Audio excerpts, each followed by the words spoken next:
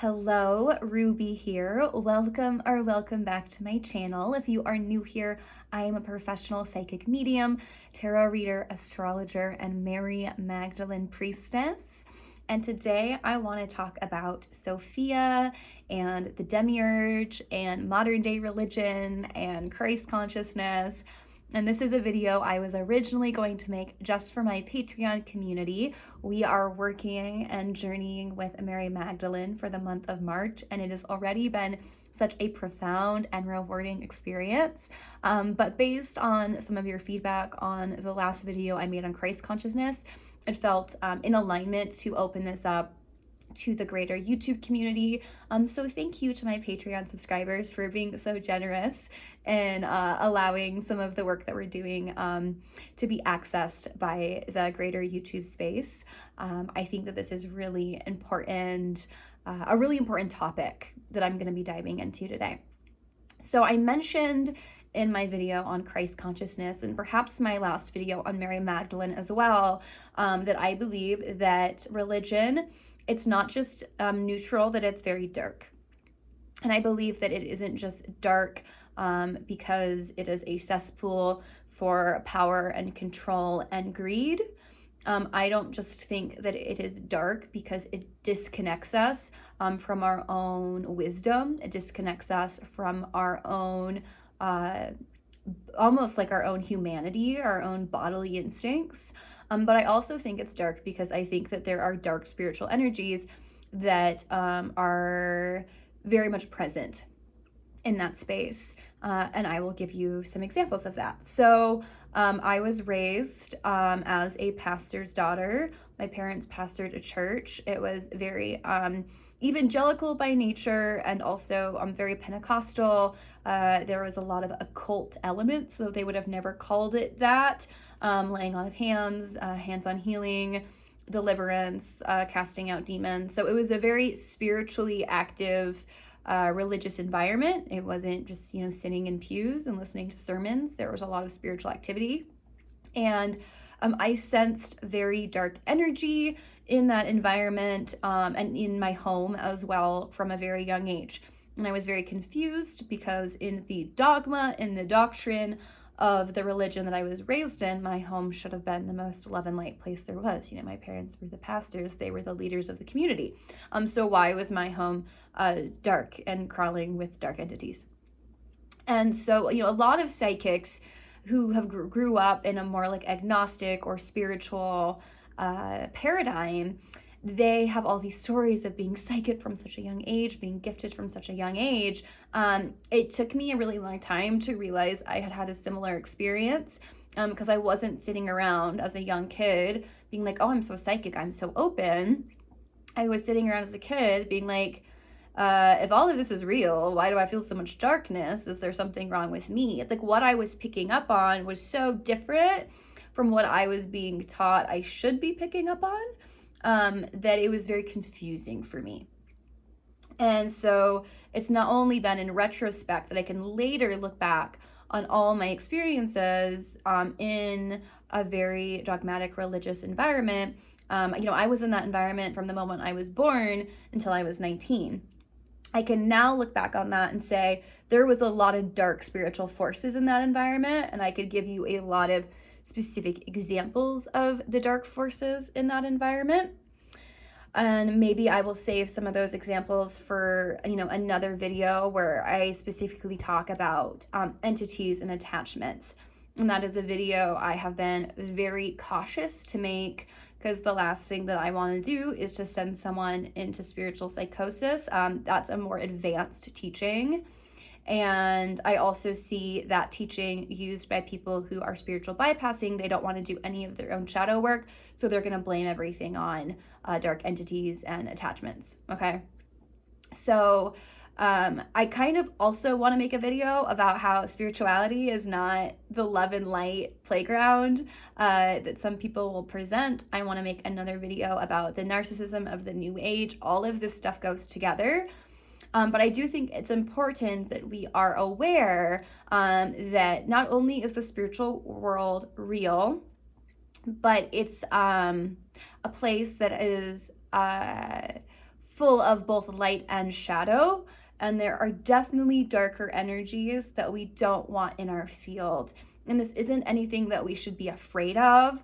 I think that fear is probably an energy that would further create difficulty in navigating some of those situations.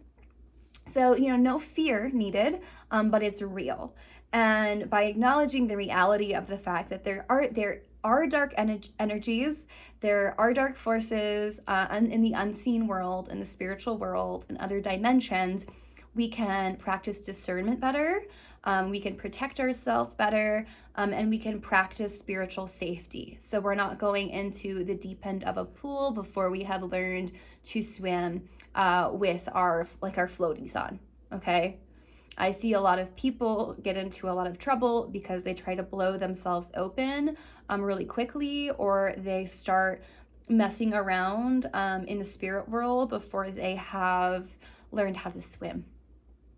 Okay, and by no means am I somebody who does this work professionally. By no means am I in the deepest end of the pool yet.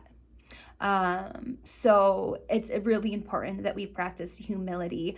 There's some beliefs in the New Age paradigm that we're all sovereign, we're all authority, we all are gods. So we don't ever need to be cautious or to go slow. And that just isn't the case. So that was a little side tangent for free.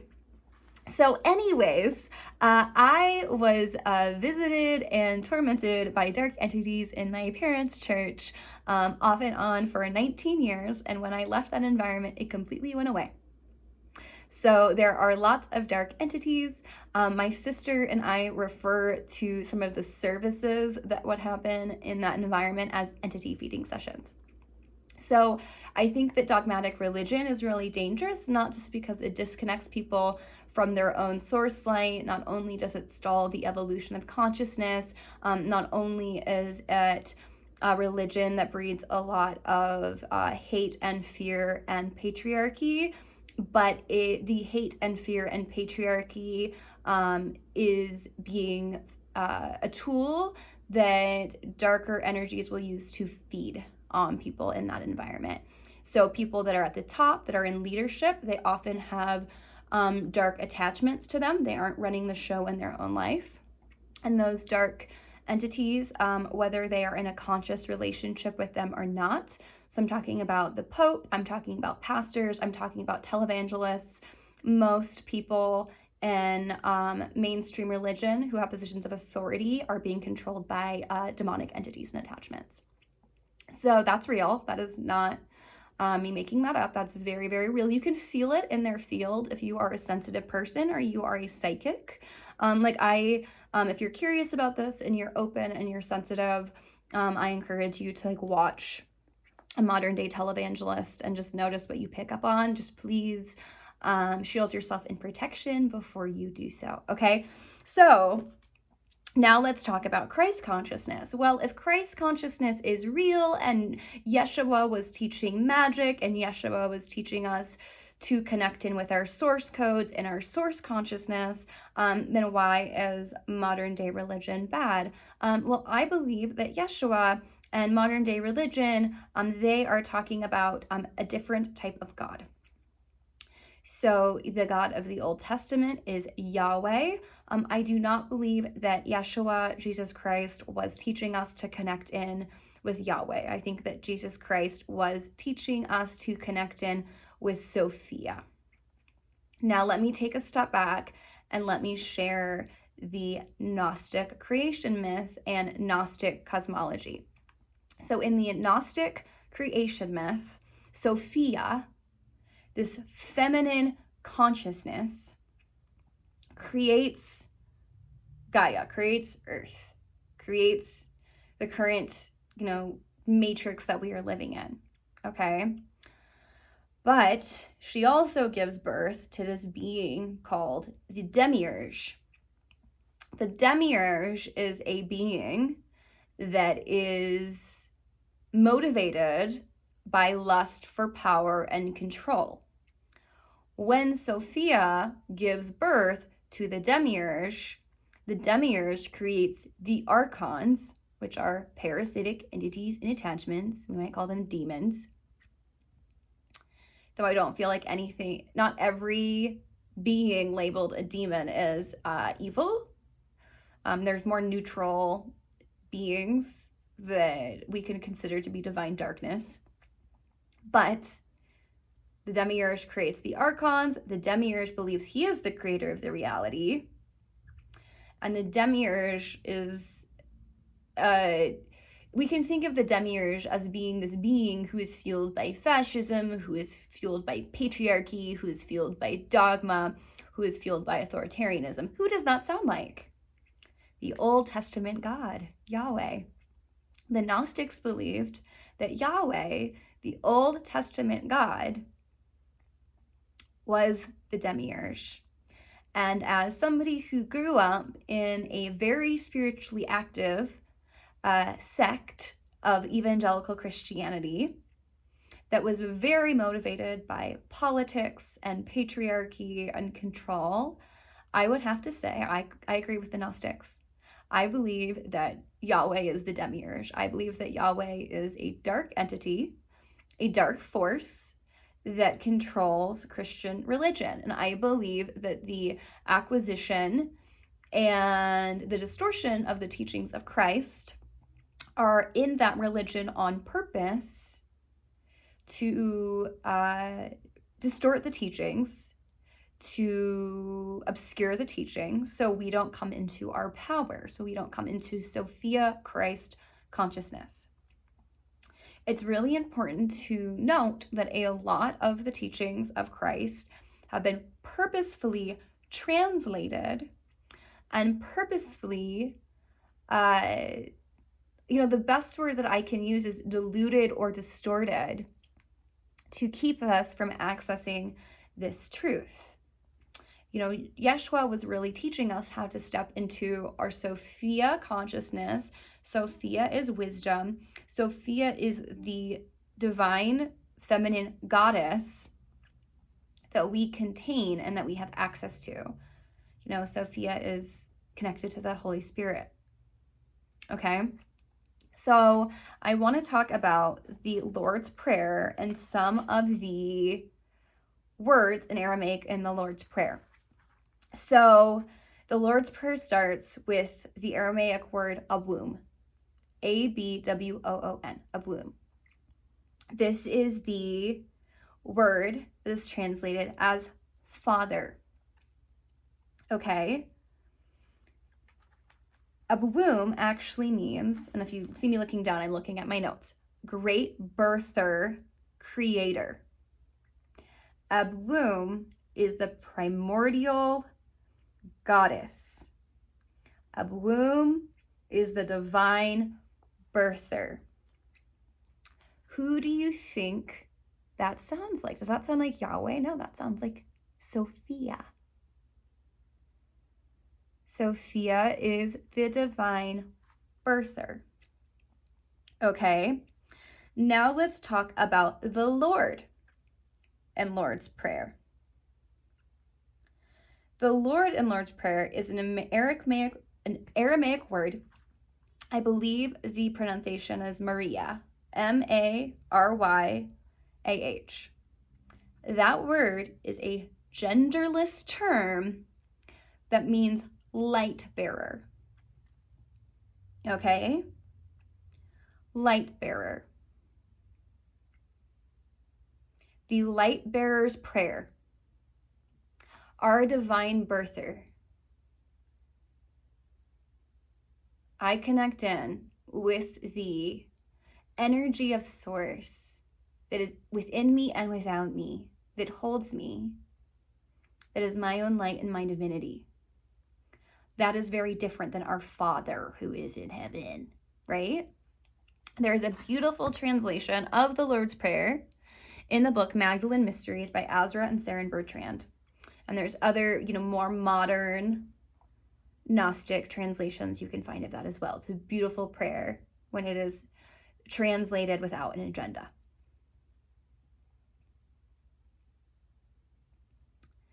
So, Yeshua was a revolutionary. Yeshua was teaching us to connect in with something that wasn't very patriarchal at all. I'm very inclined to agree with the Gnostics on this. Now, this cosmology, this worldview, definitely is not as, how do I say this? In fact, it's because this worldview is really a worldview of love and light, and it is not love and light. And even the way that we now refer to spiritual bypassing, narcissistic, commercialized, woo-woo, ungrounded, disassociated, modern day, colonized spirituality. We refer to that type of spirituality as love and light spirituality because it is cut off from Sophia. It is cut off from the body. It is cut off from wisdom. It is cut off from the mother. New Age spirituality, I'm not saying that everything in it is bad because it's not. There's truths in that. And when I say New Age spirituality, that covers such a large window of all, or large umbrella of non-denominational spiritual practices.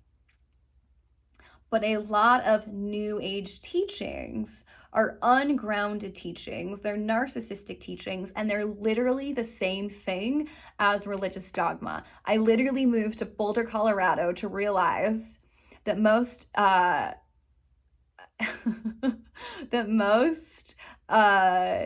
alternative spiritual teachings, when co-opted by wealthy white people, are just another form of religious dogma. And there's not a lot of real truth and integration. And, you know, even in the plant medicine communities that I have been in here, not all of them, but it's like anything can be unintegrated. You can engage in the most beautiful, pure spiritual practices and teachings. And if you're disembodied and you're unintegrated and you're not doing your shadow work and you're not taking self-accountability and you're not grounded in truth, you're not grounded in discernment, you're literally just a dog chasing its tail. Like, I have seen people that have been in so many plant medicine ceremonies and they're so spiritually ungrounded. And there's no actual evolution of consciousness. Because spirituality and disconnection is just another form of delusion and illusion. And Christ was teaching a spirituality that was grounded, that was practical, that connects us in with our power, that connects us in with our authority, that connects us in with our truth, that was radical, that was liberated, that included social reform and social justice and equality. Any spiritual group that wants to siphon out the suffering of the world, that doesn't want to look at the suffering of the world, that doesn't want to look at the social justice piece, is not in alignment with the truth, is not in alignment with true light.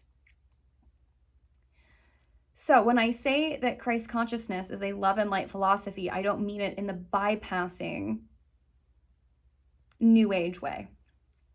When I say that Christ is a love and light consciousness, what I mean by that is that the teachings of Christ teach us how to be in our Sophia light and how to be in the space of the heart, the consciousness of compassion.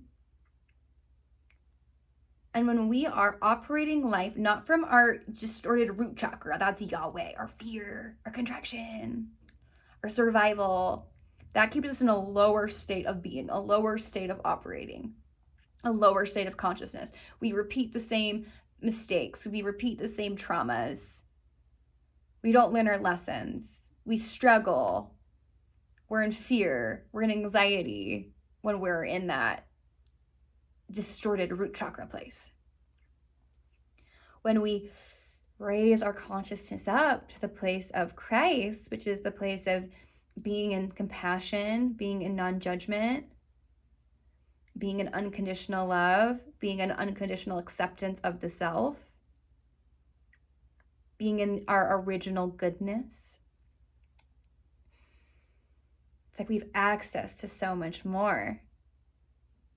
And then we connect in with our Sophian light. We become light bearers. Full on chills talking about this. I only get that when I'm channeling. And when we're in our light, we have access to our power. We make better choices. We evolve in our consciousness. We really anchor in healing. We anchor in wisdom. Not only do we evolve our own consciousness, that's literally how the consciousness of the planet evolves. If each one of us was in our Christ consciousness, if we were in our light bearer consciousness, the consciousness of the collective, the frequency of the earth would shift in a moment.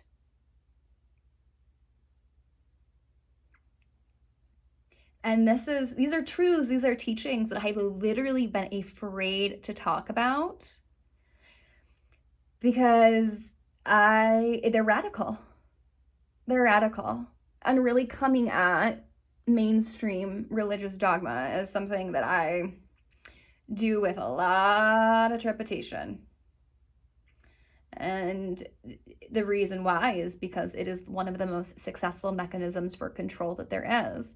And as long as the religious dogma remains in its place of power, dark spiritual forces get to run the world.